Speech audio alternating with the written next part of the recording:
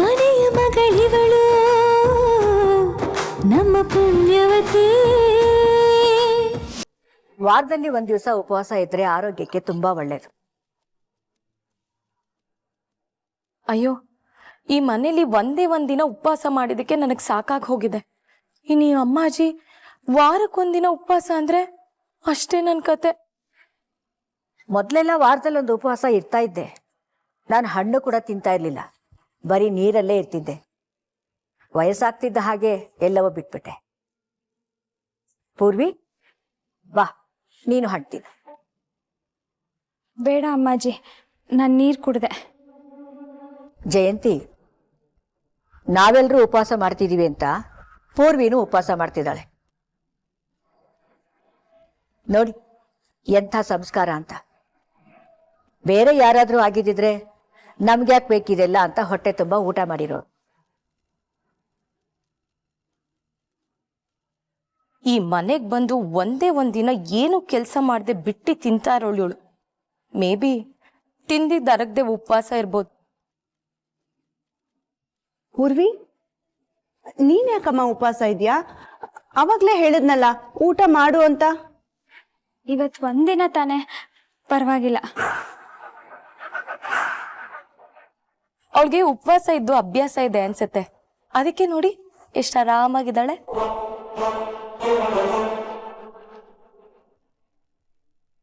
ಜಯಂತಿ, ಪದ್ಮಿನಿ ನಂದನೆಲ್ಲಿ ಊಟ ಮಾಡಿದ್ರಾ? ಅಮ್ಮಾಜಿ, ಪದ್ಮಿನಿ ಇನ್ನೂ ಬಂದಿಲ್ಲ. ನಂದನ್ ಬಂದಿದ್ದ, ಮತ್ತೆ ಆಚೆ ಹೋದ. ಏನು, ಒಬ್ನೇ ಬಂದ ಮತ್ತೆ ಹೋದ್ನಾ? ಅವನು ಹೋಗಿದ್ದು ಪದ್ಮಿನಿ ಜೊತೆ ತಾನೆ? ನೋಡಿದ್ರ ಅಮ್ಮಾಜಿ, ಅವರಿಬ್ರು ಜಗಳ ಆಡ್ತಾರೆ ಅಂದ್ರೆ ನೀವ್ ನಂಬ್ಲೇ ಇಲ್ಲ. ಈಗ ಜಗಳ ಆಡದೆ ಇರೋರು ಹೇಗ್ ಬೇರೆ ಬೇರೆ ಬರಕ್ ಸಾಧ್ಯ? ಆದ್ರೆ ಅವರಿಬ್ರು ಇನ್ನೂ ಮನೆಗೆ ಬಂದಿಲ್ವಲ್ಲ. ಮಧ್ಯದಲ್ಲೇ ಬಂದು ಹೋದ ನಂದನ್ನು ಅಂತ ಜಯಂತಿ ಬೇರೆ ಹೇಳ್ತಿದ್ದಾಳೆ. ಏನ್ ನಡೀತಿದೆಯೋ ನನಗಂತೂ ಏನು ಅರ್ಥ ಆಗ್ತಿಲ್ಲ. ನನಗೂ ಏನು ಅರ್ಥ ಆಗ್ತಿಲ್ಲ ಅಮ್ಮಾಜಿ. ಆದ್ರೆ ಅವರಿಬ್ರು ಮಧ್ಯೆ ಏನು ಸರಿ ಇಲ್ಲ ಅನ್ನೋದಂತೂ ಸತ್ಯ. ಅಲ್ಲ, ಕಾಲ್ ನೋವಿರೋ ನಂದನ್ ಒಬ್ನೇ ಯಾಕೆ ಮನೆಗ್ ಬಂದ? ಜೊತೆಗೆ ಹೋದ್ ಪದ್ಮಿನಿ ಎಲ್ಲಿ ಹೋದ್ಲು? ಮತ್ತೆ ನಂದನ್ ಯಾಕೆ ಆಚೆ ಹೋದ? ನೀವೇ ಹೇಳಿ ಅಮ್ಮಾಜಿ. ಏನ್ ನಡೀತೈತೆ ಅಂತ ನನಗೆ ಗೊತ್ತಿದ್ರು ನಿಮ್ಮ ಹತ್ರ ಹೇಳೋಕ್ಕಾಗ್ತಿಲ್ಲ. ಆ ಧೈರ್ಯ ನನಗಿಲ್ಲ. ಒಂದ್ ವೇಳೆ ಹೇಳಿದ್ರು ಆ ಸತ್ಯನ ನೀವು ತಡ್ಕೊಳಕ್ಕಿಲ್ಲ ಅಮ್ಮಾಜಿ. ಇದು ನಮ್ಮ 3 ಜನರ ಮಧ್ಯೆ ನಡೀತಿರೋ ಒದ್ದಾಟ. ಇದಕ್ಕೆಲ್ಲ ಪರಿಹಾರ ನಂದನವ್ರ ಕೈಲೈತೆ. ಪದ್ಮಿನಿ, ಎಲ್ಲಿ ಹೋದೆ ನೀನು? ಬೇಗ ಸಿಕ್ಬಿಡು ಪ್ಲೀಸ್.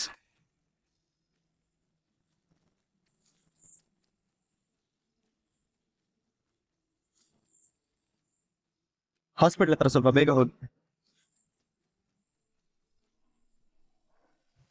ಛೇ, ಅವರಿಬ್ಬರ ಮಧ್ಯೆ ಏನಾದ್ರೂ ಭಿನ್ನ ಅಭಿಪ್ರಾಯ ಇದ್ರೆ ಬಗೆಹರಿಸ್ಕೊಳ್ಳಿ. ಹೆಚ್ಚು ಹೊತ್ತು ಅವರಿಬ್ರು ಸಮಯ ಕಳೀಲಿ ಅನ್ನೋ ಕಾರಣಕ್ಕೇನೆ ಅವರಿಬ್ಬರನ್ನು ಹಾಸ್ಪಿಟ್ಲಿಗೆ ಕಳಿಸಿದ್ದು. ಅದೇ ತಪ್ಪಾಗೋಯ್ತಾ ನಂದು ಅಂತ. ಅಮ್ಮಾಜಿ, ನಾನ್ ಪದ್ಮಿನಿ ಮೇಲೆ ಕಂಪ್ಲೇಂಟ್ ಮಾಡ್ತಿದ್ದೀನಿ ಅಂತ ಅನ್ಕೋಬೇಡಿ. ಪದ್ಮಿನಿ ನಂದನ್ಗೆ ತುಂಬಾ ಕಿರಿಕಿರಿ ಮಾಡ್ತಾಳೆ. ನಂದನ್ ಅಂತೂ ಖುಷಿಯಾಗಿಲ್ಲ. ಪದ್ಮಿನಿನೇ ಕಿರಿಕಿರಿ ಮಾಡ್ತಿದ್ದಾಳೆ ಅಂತ ಯಾಕೆ ಹೇಳ್ತಾ ಇದೆಯಾ ಚಂಚಲ? ಅದ್ರಲ್ಲಿ ನಂದಂದು ತಪ್ಪಿರ್ಬಹುದಲ್ವಾ?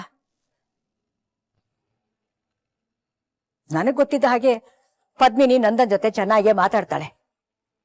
ಆದ್ರೆ ನಂದನ್ನೇ ಯಾಕೋ ಮನಸ್ಸು ಕೆಡ್ಸ್ಕೊಂಡಿದ್ದಾನೆ. ಅದೇ ಮನ್ಸ್ ಕೆಡೋದಕ್ಕೆ ಅವಳೇ ಕಾರಣ ಅಂತ ನಾ ಹೇಳ್ತಿರೋದು. ಛೇ, ಇವ್ರಿಬ್ರಿಗೂ ಇದೊಂದು ಆಟ ಆಗೋಗಿದೆ. ಮೊನ್ನೆನೂ ಇದೇ ತರ ಮಾಡಿದ್ರು. ಹೇಳ್ದೆ ಕೇಳ್ದೆ ಹೋದ್ರು. ಇಡೀ ರಾತ್ರಿ ಇವ್ರಿಗೋಸ್ಕರ ನಾವು ಕಾಯ್ತಾ ಕೂತಿದ್ವಿ. ಮಾರನೇ ದಿನ ಬೆಳಗ್ಗೆ ಬಂದ್ರು. ಇವತ್ತು ಇಷ್ಟೊತ್ತಾದ್ರೂ ಇನ್ನು ಪತ್ತೆನೇ ಇಲ್ಲ.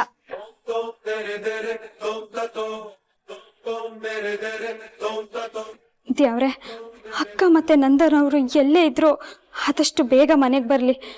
ಬರೋ ಅಷ್ಟರಲ್ಲಿ ಅವ್ರಿಬ್ರ ಮಧ್ಯೆ ಇದ್ದ ಮನಸ್ತಾಪ ದೂರ ಆಗಿರ್ಲಿ.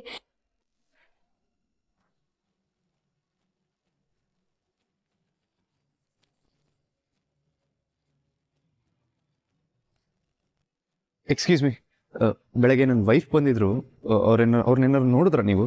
ಯಾರು? ಇವ್ರು ಇಲ್ಲ ಸರ್.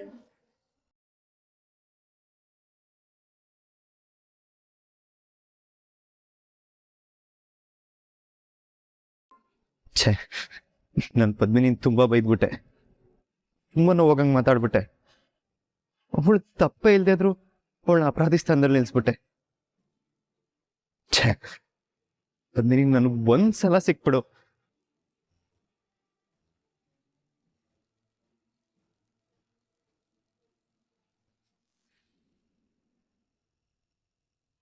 ಶಿಟ್, ಫೋನ್ ಬೇರೆ ಕನೆಕ್ಟ್ ಆಗ್ತಿಲ್ಲ. ನಾನು ಬೈದೆ ಅನ್ನೋ ಬೇಜಾರಲ್ಲಿ ನಿಜವಾಗ್ಲೂ ಊರ್ಗೇನಾದ್ರು ಹೊರಟ್ಬಿಟ್ಯಾ?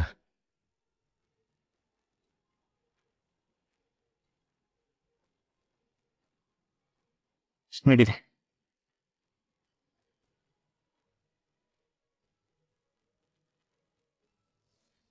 ಸರಿಯಾಗಿ ಕೇಳಿಸ್ಕೊ, ನೀನ್ ನನ್ನ ಹಿಂದೆ ಬರಬೇಡ. ನನ್ನ ಯಾವ ಕೆಲಸನೂ ನೀನ್ ಮಾಡ್ಕೊಡ್ಬೇಡ. ಹೊರಟೋಗ್ ನನ್ನ ಜೀವನದಿಂದ.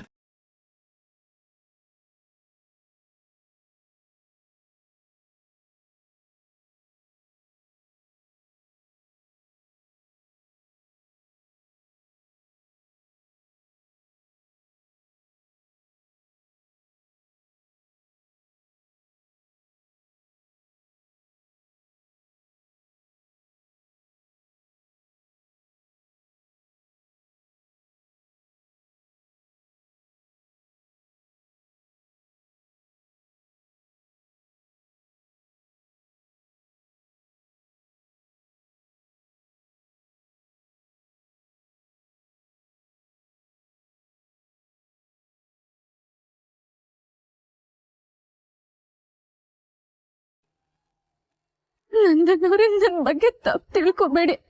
ನಾನು ನಿಮ್ಗೆ ಯಾವ ಮೋಸನೂ ಮಾಡಿಲ್ಲ. ನನ್ನ ನಂಬಿ ದಯವಿಟ್ಟು ನನ್ನ ದೂರ ಮಾಡಬೇಡಿ. ಇಲ್ಲ Padmini, I am sorry Padmini. ನೀನ್ ಬರೆದಿದ್ದ ಲೆಟರ್ನ ನಾನು ಇವತ್ತು ನೋಡಿದೆ. ನನಗೀಗೆಲ್ಲ ಅರ್ಥ ಆಗಿದೆ. ನಿಂದೇನು ತಪ್ಪಿಲ್ಲ ಪದ್ಮಿನಿ. ನಿನ್ನ ಅರ್ಥ ಮಾಡ್ಕೊಳ್ತಿರೋ ನನ್ನ ತಪ್ಪು.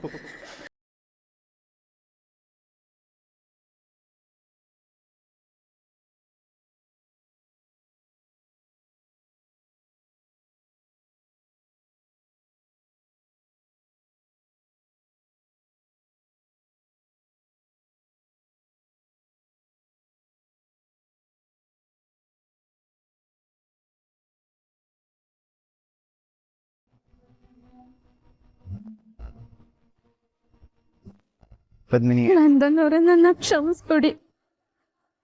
ನೀವು ಬರ್ಬೇಡ ಅಂತ ನನ್ನ ಅರ್ಥ ದಾರಿಲಿ ಬಿಟ್ಟು ಬಂದ್ರು ನಾನು ಮತ್ತೆ ಇಲ್ಲಿಗೆ ಬಂದಿದ್ದೀನಿ. ನನಗೆ ಬೇರೆ ದಾರಿನೇ ಕಾಣ್ಲಿಲ್ಲ. ಅಪ್ಪ ಇನ್ ಮನೆಗೆ ಹೋಗೋಕ್ಕೂ ಮನ್ಸೊಪ್ಲಿಲ್ಲ. ಅಲ್ಲಿಗೋದ್ರೆ 1000 ಪ್ರಶ್ನೆ ಕೇಳ್ತಾರೆ. ಎಲ್ಲ ಸತ್ಯ ಹೇಳೋ ಧೈರ್ಯ ನನ್ಗಿಲ್ಲ. ಮತ್ತೆ ಈ ಮನೆಗ್ ಬರ್ಲಿಲ್ಲ ಅಂದ್ರೆ ಮನೆಯವರೆಲ್ಲ ಕಂಗಾಲಾಗ್ತಾರೆ. ಮೊನ್ನೆ ನಾವಿಬ್ರು ಇಡೀ ರಾತ್ರಿ ಮನೆಗ್ ಬರ್ಲಿಲ್ಲ ಅಂತ ಮನೆಯವರೆಲ್ಲ ಎಷ್ಟು ಗಾಬರಿ ಆಗಿದ್ರು, ನೀವೇ ನೋಡಿದ್ರಲ್ಲ. ಅಮ್ಮಾಜಿ ಬೇರೆ ನನ್ ಮೇಲೆ ತುಂಬಾ ನಂಬಿಕೆ ಇಟ್ಟವ್ರೆ. ಅವ್ರಿಗೊಂದ್ ಮಾತು ಹೇಳ್ದಲೆ ಹೋಗಕ್ಕೆ ನನ್ ಮನ್ಸ್ ಒಪ್ಲಿಲ್ಲ ನಂದನವ್ರೆ. ಮತ್ತೆ ನನ್ ಹೋಗೋಕ್ಕೂ ಮುಂಚೆ ನನ್ ಕರ್ತವ್ಯನ ಮುಗ್ಸೇ ಹೋಗ್ಬೇಕು ಅಂತ ನಿರ್ಧಾರ ಮಾಡಿದೆ. ನೀವ್ ನನ್ಗೆ ಎಷ್ಟೇ ಬೈದ್ರು, ಚುಚ್ಚು ಮಾತಾಡಿದ್ರು, ಇಲ್ಲಿಗೆ ಬರೋಣ ಅಂತ ಬಂದ್ಬಿಟ್ಟೆ. ನಿಮ್ಗೆಲ್ಲ ಸತ್ಯ ಅರ್ಥ ಮಾಡ್ಸ ನಾನು ಇಲ್ಲಿಂದ ಹೋಗೋದು. ಅಲ್ಲಿ ತನಕ ನೀವ್ ನನ್ನ ಆಚೆ ಹತ್ತಿದ್ರು ನಾನು ಇಲ್ಲಿಂದ ಹೋಗೋಕ್ಕಿಲ್ಲ.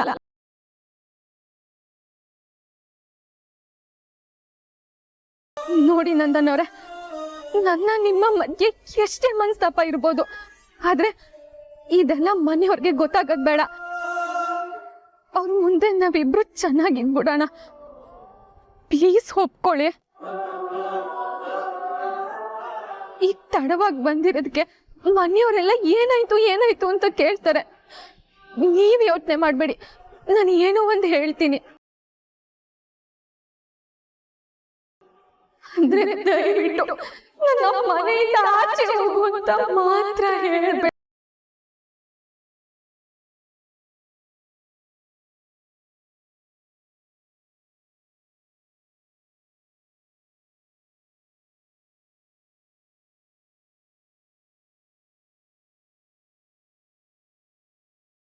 ಪೂರ್ವಿ,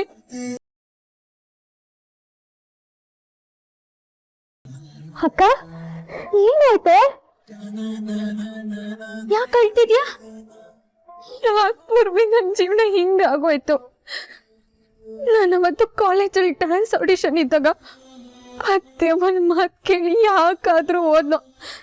ನಾನು ಅವತ್ತು ಹೋಗಿರ್ಲಿಲ್ಲ ಅಂದಿದ್ರೆ ಇವತ್ತು ಹಿಂಗ ಆಗ್ತಾನೆ ಇರ್ಲಿಲ್ಲ ಅಲ್ವಾ? ಯಾಕೆ ಹೀಗೆಲ್ಲ ಮಾತಾಡ್ತಿದ್ಯಾ? ನಾನು ಎಲ್ಲ ಕಳ್ಕೊಂಡ್ಬಿಟ್ನಲ್ಲ ಪೂರ್ವಿ.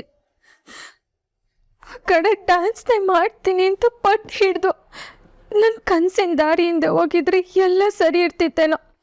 ಆದರೆ ಡ್ಯಾನ್ಸ್ಗಿಂತ ಅಪ್ಪಯ್ಯನ ಖುಷಿ, ನಂದನ್ನೋರ್ ಪ್ರೀತಿ ಹೆಚ್ಚು ಅಂತ ಅದಕ್ಕೆ ಬೆಲೆ ಕೊಟ್ಟು ನನ್ನ ಕನಸನ್ನ ಕೈ ಬಿಟ್ಟೆ.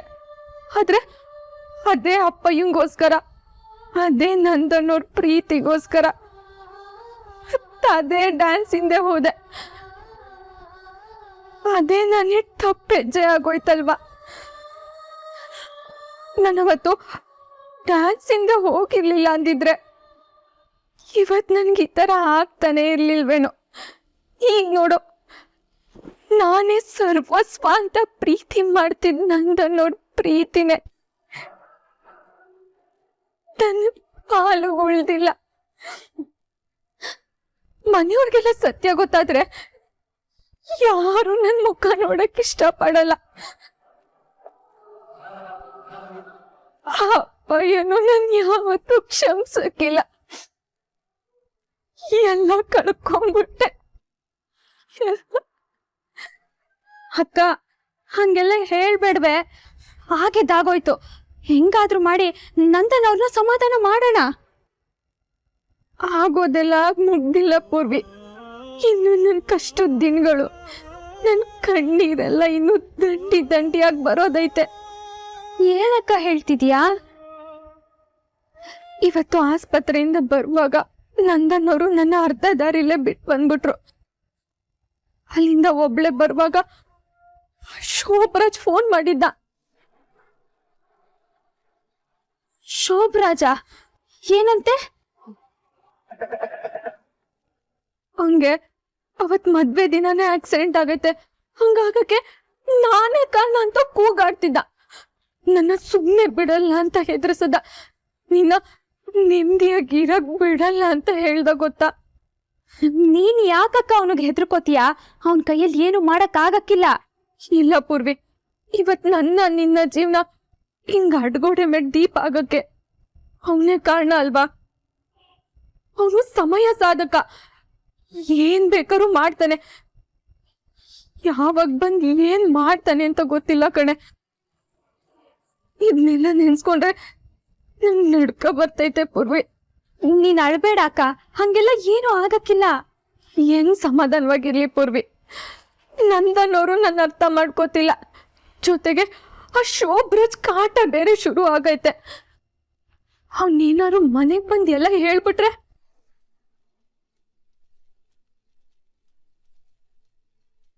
ನಂದನ್ನವ್ರಿಗೆ ಸತ್ಯ ಗೊತ್ತಾಗೆ ಈ ಪರಿಸ್ಥಿತಿ ಹಿಂಗೈತೆ. ಇನ್ನ ಅಮ್ಮಾಜಿಗೋ ಅಲ್ಲ ಅಪ್ಪಯ್ಯಂಗೋ ವಿಷಯ ಗೊತ್ತಾದ್ರೆ ಮುಂದೆ ಏನಾಗುತ್ತೋ ಅಂತ ಯೋಚನೆ ಮಾಡೋಕ್ಕೋ ಧೈರ್ಯ ಇಲ್ಲ ಕಣೆ ನನಗೆ.